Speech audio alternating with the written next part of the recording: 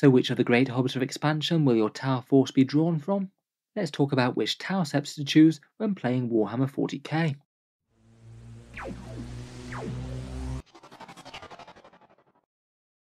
Hello and welcome back to Auspex Tactics, where today we're talking Tau, and this time we're going to take a look at each sept in the Empire, talk a little about their backstory, and how their rules currently function in Warhammer 40k. I thought it was high time for an update on the video, seeing as there's a new codex out, and quite a fun new way of creating custom septs as well, which I thought we could also touch on. Let's go through the big septs first and the Farsight Enclaves though, talk about what makes them unique and what makes them good in game. So first up we have the Sept of the homeworld itself, the Tau Sept, the homeworld and largest sept of the Empire. This is where it all began for the Tau, seat of the highest councils of ethereals, and from where the grand strategy of the sphere's expansion comes forth from. The world of Tau itself is a barren savanna world, the place where the ethereals originally appeared to leave their various septs in unity and start their expansion across the stars. In the 41st millennium, it's now the largest and most powerful militant sept as well, famed for mass ranks of fire warriors and coordinated fire patterns, very flexible hunter carders, happy to adapt to multiple strategies, either Modcar or Cao Yon. Several of the heroes of the Empire come from the Tau Sept as well, Commander Shadowsun herself, but also the Chief Ethereal Ornvar, Dark Strider and Longstrike, so that is quite a big draw to run the Tau from the homeworld themselves. It does allow you a fair few other options that you might not get if you played in other septs. In-game, Tau Sept is a really useful one, arguably one of the strongest septs out there, maybe tied with Farsight Enclaves perhaps. The sept's tenet is usually going to be quite useful, either a single reroll to hit or wound each time you attack. That really lends itself to big high power hard hitting guns. Railguns or broadside rail rifles particularly come to mind. They get an extra 3-inch range with auras and command benefits, which means that commanders can be a little bit more flexible and potentially help out a fair few more units that they just wouldn't be able to otherwise. Aside from that, as a warlord trait they get a 5+ feel no pain. Could be okay if you want a super tanky commander, but I think their relic is really outstanding. A vectored engine battlesuit that gives them plus 2-inch movement, but more importantly gets to move as soon as they get a charge declared against them, meaning that basically if your opponent tries to charge you, you're basically just going to fly off. Unless you're absolutely surrounded by loads of enemies, there's no way that they're going to ever catch you in combat. Finally, their stratagem is an excellent damage boost. 2 command points for focused fire means that when an enemy loses a wound, you get +1 to wound with any core units targeting that same unit, which means that things like crisis suits, broadsides and fire warriors can absolutely go to town on them. Particularly handy if the enemy is advancing forward with some big Death Star unit that's going to be tricky to shift. Overall, certainly not a bad sept to run. Every aspect of their sept is really quite useful, and they bring some handy characters along as well, all of which can be very tempting to take alongside the usual good stuff. Moving on, we have the light blue armoured Bork'an sept.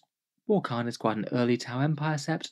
The sept world originally the home of an alien race called the Pok'Troon, joining the Tau Empire quite early, but quite rapidly being decimated by disease after. Today though, Bork'an is a real centre of learning within the Tau Empire. They boast one of the single most prestigious military training academies within the Empire, and they perhaps have a higher focus on the Earth caste over any other caste. A lot of the highest end experimental developments issue from Bork'an, and they're well capable of putting these technological marvels into mass production with their massive mineral wealth and manufacturing resources. In-game, their advanced arms and armour really help out. Every ranged attack gets them +4 inches on their shooting, handy throughout the army but particularly so on any slightly lower ranged guns. Things like flamers and fusion blasters will really thank you for that, and they also have interesting vehicle armour, which means that whenever you target a vehicle or battlesuit from Bork'an, you get -1 strength on the attacks, provided the initial strength of the attack was strength 7 or less. Maybe not universally helpful, but really quite good if you have things like crisis suits or broadsides being targeted by strength 5 or 6 weapons. That's going to take away a significant amount of damage. Their warlord trait's interesting enough as well. All of their attacks get an extra AP -1, and 6s to wound deal a mortal wound as well, up to a max of 3. That really lends itself to something like a Cold Star commander with a high output burst cannon, and maybe the prototype burst cannon as well. You're really likely to get those 6s to wound, and the extra AP helps out those guns quite a lot. Their relic allows 2 of the battlesuit's weapons to get +1 to wound within half range. Kind of handy, maybe a little bit less overwhelming. Perhaps one of the spookiest things about Bork'an though is their stratagem. For 2 CP they can activate experimental weapons. A single gun when you fire gets to ignore invul saves completely, so it pairs really well with things like storm surges. Being able to near enough guarantee that a damaged 12 shot is going to land through the enemy's defences is no small thing. Overall, I'd rate Bork'an as a fairly strong Sept. Extra range and battlesuit protection is generally going to be handy, and in general they will want to be taking at least some high damage weapons along to potentially use that invul strat on when they need it the most. Next up we come to Sakir, a very hot and densely populated world. The Tower of Sakir are particularly accustomed to urban warfare and fighting in close quarters, well used to defending their cities or taking enemy ones one block at a time. They're a very highly militarized sept with proportionately more fire warriors than most of the other castes, perhaps partly due to the initial circumstances of their homeworld's colonizing, where it needed to be cleansed of voracious predators before it was deemed safe to send any civilian ships there to start a city. In-game, their city fighting ways allow them to take cover a bit better. Most units automatically get dense cover provided they're more than 12 inches away from the enemy, though it's 18 inches for vehicles, and being used to fighting up close they ignore the -1 to hit for shooting in combat with any heavy weapons. The last bit I think is a bit situational. You still don't really want your broadsides tied up in combat, but getting a fairly army-wide -1 to hit on your key units really doesn't hurt at all at winning the ranged firefight. Otherwise, their warlord trait allows one unit to count as obsec, or if it already had it, then it counts as 2 models for better securing some objectives. Their relic I think is maybe a bit of a dud. Enemies within engagement range fight last. In general, for the most part, you don't really want towering combat in the first place, and unless you're building some really specific units, it's not going to change too much as to how that combat's going to go. Their stratagem on the other hand though, I think is generally quite handy. 1 command point for orbital uplink. You basically get to supermark an enemy target, and all units get to ignore cover against that unit, so it won't be getting +1 to save with light or -1 to hit with dense. Overall, for game power, I'd say that Sakir is kind of medium. Dense cover, objective secured, and removing cover are already handy to have. They're just perhaps not going to be absolutely vital in every single matchup, and I feel that in general they are going to get overshadowed by other septs, at least in terms of some of the stronger Tau lists. Next up we have the hot-blooded Tau of Vior'la Sept. These are the white armoured Tau with the red Sept colour, and seem to be the default Tau to go to, at least by Games Workshop's box covers for the faction. The Tau of Vior'la are perhaps particularly vicious by Tau standards. Their homeworld within a binary system, and passing between 2 suns in a period known as the Trial by Fire, where it gets roasting hot on the planet's surface. Since colonization, the planet has been host to several orc invasions, and the Tau of Vior'la have had to be particularly aggressive to survive, being massive proponents of Mont'ka, swiftly moving forward to attack and destroy the enemy before they quite know what's hit them. Vior'la do have one of the special characters hail from their sept as well, Orn Shi, the ethereal with the honor blade, and he seems a pretty reasonable choice if you are taking Vior'la. Normal ethereal things plus a tiny bit of combat and some nice 5+ overwatch if you need it. In-game, their Sept tenet is a movement 1, getting +2 inches movement on turn 1, plus re-rolling all advances and charges. I must admit I'm not super sold on their Sept tenet. The 2-inch movement will help gain you the Alpha Strike with Crisis Suits, but at the end of the day it still is only just 2 inches extra. You might well have been able to achieve very similar things without it. The advanced reroll will add you a little bit more reliability with Mont'ka, and occasionally charges will help you out, but for the most part Tau units don't desperately want to be getting mixed up in melee. Their warlord trait can do a bit of command point farming. It refunds command points on strategic ploy or war gear strats on a 3+, should hopefully get you a fair clutch of command points back over the game, and their relic is a little extra damage output. Roll the dice for a few more mortal wounds on the closest target in the shooting phase. I'd say perhaps one of the coolest things about Vior'la is their stratagem, 2 command points for hot-blooded, where unmodified wound rolls of a 6 cause 1 mortal wound, in addition to normal damage, and up to a maximum of 6. Sorry, a small typo on the slide there. It is wound rolls of 6, not hit rolls. That's really not too bad if you are unloading a whole ton of shots at the target.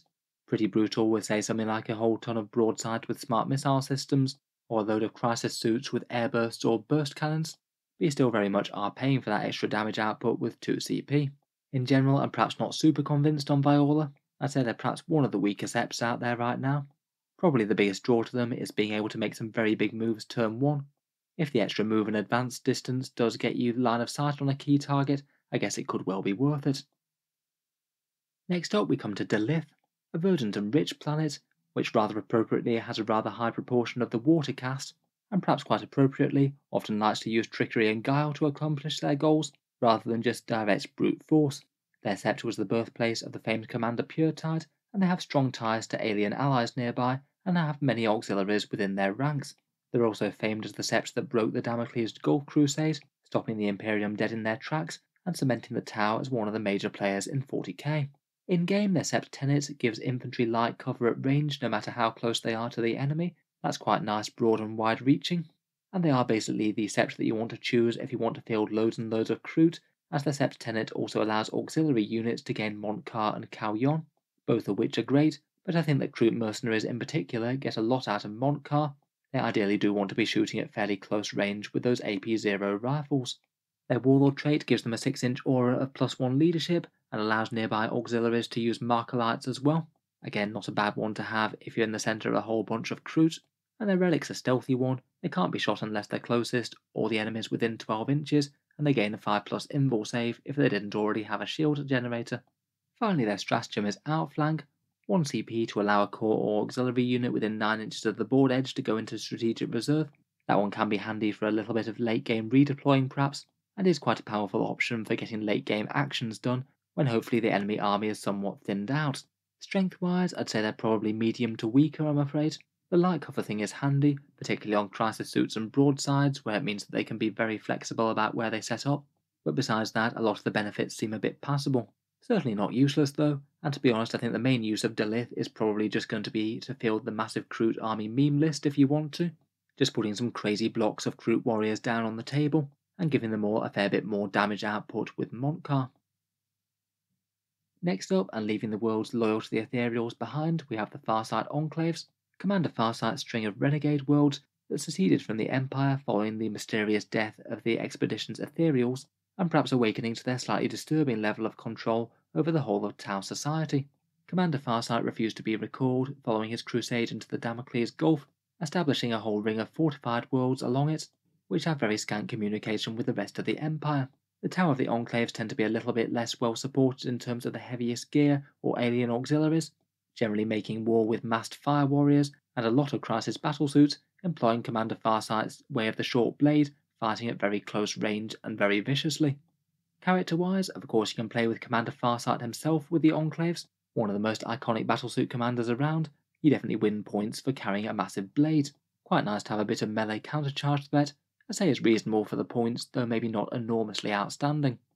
In game, the Enclaves get 2 Tau commanders per detachment, really nice as they're very powerful models, though in exchange they can't take any Ethereals, which makes sense, though it is a bit of a negative, seeing as a single Ethereal farming command points and giving you a 5+ feel no pain is almost an auto-include in Tau right now. There is a workaround that you can do with Farsight allied worlds though, as we'll get onto in the custom Septs section. In any case, their Sept Tenet is really quite nice. You count as having a marker light on your target within 12 inches, and you get to reroll a single wound reroll per attack. The marker light thing is really handy, particularly if you're fighting up close with deep striking crisis suits. It combines really nicely with Mont'ka, and the single wound reroll again works well with really high strength weapons, things like railguns. Their Warlord trait is interesting. It means that the enemy unit can't use any rules to ignore wounds taken, things like feel no pains or caps on maximum damage taken, so it could be quite a nice counter to certain models like Necron Catan. Plus, any 6s to wound are counted as AP3 as well. Doesn't hurt for mass fire weapons, things like those high output burst cannons. Their relic, I think, is almost an auto-include in Farsight Enclaves, allows you to deny 1 psychic power and +1 to the denial. The talisman is really quite nice to bring along to counter some psychic machinations of the other races. And then perhaps the single most standout thing out of the Enclaves in general is their stratagem, Deep Striker Crisis unit, and for 2 or 3 CP depending on how many suits you have, then that crisis suit unit gets to reroll all hits and wounds, so in all likelihood is going to get about double damage that phase. That really is ludicrously powerful, and certainly a stratagem that you can build large chunks of your army around. Overall, Farsight Enclaves are one of the strongest Septs going, quite possibly the strongest, huge damage output up close, psychic defense on offer, and that stratagem works amazingly with crisis suits, one of the best units in the whole codex. Finally, if you wanted to represent one of the minor Septs within the Tau Empire, there's a whole load of custom Sept rules that you could use. Firstly, you could either declare yourself an allied world of one of the major Septs, that way you get the Sept Tenet, Warlord trait and stratagem, though you don't get any special characters, or you get to pick 2 of the tenets out of this list, with the slightly unusual restriction that you have to pick 2 tenets from 2 different adjoining sectors. For example, you could pick 1 from Sector A and 1 from Sector D, but you couldn't say pick 2 from Sector A, or ones from say Sector B and Sector E, as those 2 don't adjoin each other. The whole list is here if you do want to have a read through. There are a fair few interesting ones scattered throughout. Sector A I think maybe has one of the most interesting ones on the list, getting assault weapons to get +1 strength when they're within 12 inches of the enemy. That's a really quite unusual and powerful buff, to be honest. It's pretty amazing on things like Tau Flamers, which already have a fairly decent rate of fire against just about anything, just because they stack so many strength 4 hits. Make all of those hits strength 5, and activate Montcast so they're all AP -1, and you get to reroll some wound rolls, and you've just got a ridiculously dangerous weapon for the cost. Sector B's got quite a nice one where infantry counters being in dense cover if they're more than 12 inches away and on a terrain feature. Seems like that one could be one to activate fairly opportunistically. Sector B's got a rather nice one where fly models get a 5+ invul save when they're advancing. That one works very well with Montcar. That one can also get ignores light cover within 12 inches as well. Again, very nice if you're getting up close and personal. Sector D gets a nice damage boost where you get to reroll one wound roll every time you shoot. Like the other ones, very nice with very high strength weapons. There's also the Bork'an battlesuit and vehicle defense boost, and a 5+ shrug off against mortal wounds, which could really help out in certain matchups. Sector E maybe I'm a little bit less overwhelmed with. Maybe the most interesting is +2 inches movement to fly units. I guess if you're building around a whole ton of crisis suits, that could be kind of handy. Just for a few examples of minor Septs in the lore, there's Kelshan, that's the Sept of Shah's Overlife from Forge World, a fairly reticent and xenophobic Sept, at least compared with much of the Empire. There's Dianoi, a Sept that's been long isolated by warp storms, considered fairly backward and rustic compared with most Tau, and they tend to field a lot of Vespid auxiliaries due to the proximity of Vespid to their Sept. And Ortal is another one, a verdant world often chosen as a retirement for veteran heroes, producing some great military academies, and always the possibility to draw on old talent if the Sept truly is in crisis. In game terms, I think perhaps one of the more competitive uses of these custom Septs is for an allied world for the Farsight Enclaves. As we mentioned, the Farsight Enclaves has some really nice benefits, +1 to hit when up close, plus that very nice battlesuit stratagem. By fielding as an allied world, you don't get the 2 crisis commanders per detachment, but you do get to take ethereals. As I said, they're really handy to include and a great investment for the points. Maybe it represents an outlying world that's been wrested back under the ethereal's control, perhaps. As I mentioned previously, I think that +1 strength at less than 12 inches for assault weapons is probably my favourite custom Sept tenet, and it's got really quite a lot of nice things that it could pair with. Flying units getting the 5+ invul when they advance, ignores light cover within 12 inches, re-rolling those single wound rolls, or maybe even that +2 inch movement with fly. Depending on what units you're fielding, that could genuinely be a better option, though of course you will be giving up things like warlord traits, relics and stratagems that you do get from the big Septs. So anyway, I think that brings us to the end of our look through the Septs of the Tau Empire. Let me know which one your Tau hail from down in the comments below. Is it Homeworld Tau or Farsight Enclaves getting your nod at the moment? And please let me know any other good combos from the custom Sept trait that have worked out well for you. If you've enjoyed the video, feel free to subscribe to Auspex Tactics, where I will certainly keep the regular videos coming. I'm sure there'll be a fair bit more for the Tau to come, plenty more units and combos that we could talk about. Finally, if you have been enjoying the videos on the channel, I would just like to briefly mention the Auspex Tactics Patreon page, which you can find down in the video description. Making all these videos does take a spectacular amount of time and effort, so if you are enjoying regularly, any support is enormously appreciated. I do try and give as many rewards to channel patrons as possible. There's things like seeing certain videos early, regular votes to see what sort of things happen next on the channel, and automatic entry into the regular prize giveaways with a chance to win some really big model kits. If any of that sounds good to you, or you'd just like to help support, then the link is down in the video description. In any case, an absolutely massive thank you for listening, and I'll hope to see you guys next time.